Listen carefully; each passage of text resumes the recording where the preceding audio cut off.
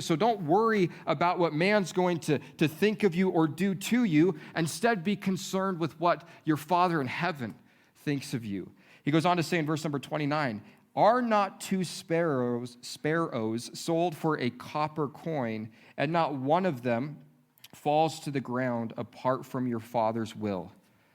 So he uses this example. He goes, you can go down to the market and you can buy 2 sparrows for 1 copper coin. He goes, a sparrow is like half a penny a piece. Now, that's pretty cheap, right? We can't buy anything in our economy for, I don't even know why we use pennies anymore, because it's just like you can't buy anything with them, right? Anyway, he says, sparrows, you can't even buy 2 of them for half a penny. So he's taking something that in the culture is seen as really unvaluable. He's saying, man, these are cheap things. You can just go down to the market. You can pick up a bunch of sparrows. As a matter of fact, in Luke chapter 12, verse 6, it tells us that you can buy 5 sparrows for 2 copper coins. So if you buy 4, you get 1 free, Luke tells us. That's how cheap they actually were. So he says, here's the picture. These things are cheap. They're kind of useless. You would fry them up maybe and just kind of pop them in your mouth as appetizers or something, these sparrows. But he says, these things that are seen as so useless in your eyes, he says, in your heavenly Father's eyes, he says, not one of them falls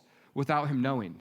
That bird that crashes into your window and dies, you've ever had that happen, right? God's like, I saw that, right? I'm aware that bird just died. And Jesus is getting ready to make a point here because he's let them know, don't fear if man kills you, but don't think that the fact that you're not fearing that man kills you means that God doesn't care about you, because God cares about birds when they die. And if God cares about birds when they die, the next verse tells us, verse 30,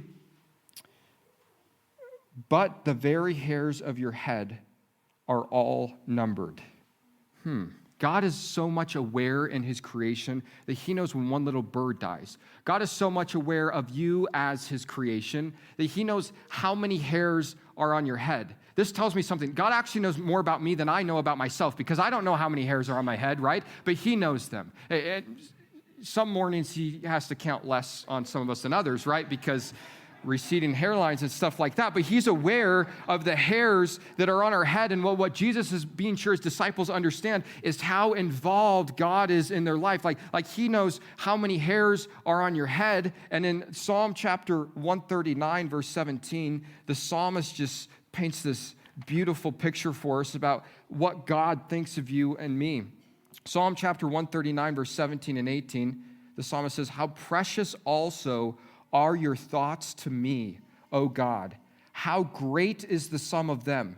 If I should count them, they would be more in number than the sand. When I awake, I am still with you. The psalmist says, man, God's thoughts towards me are more than all of the sand on the face of the earth. I was thinking about that. This morning in my office, I was thinking about how God thinks about me. Kind of blew my mind, right? And as I'm reading this verse, I'm thinking, wow, God thinks more thoughts towards me than there is sand on the earth. And I started thinking, well, how much sand is there on the earth? And as I'm thinking about that, I go, there's so much sand on the earth, there's enough to cover all the beaches and all the deserts, right? That's a lot of sand. Yeah, that's a profound truth.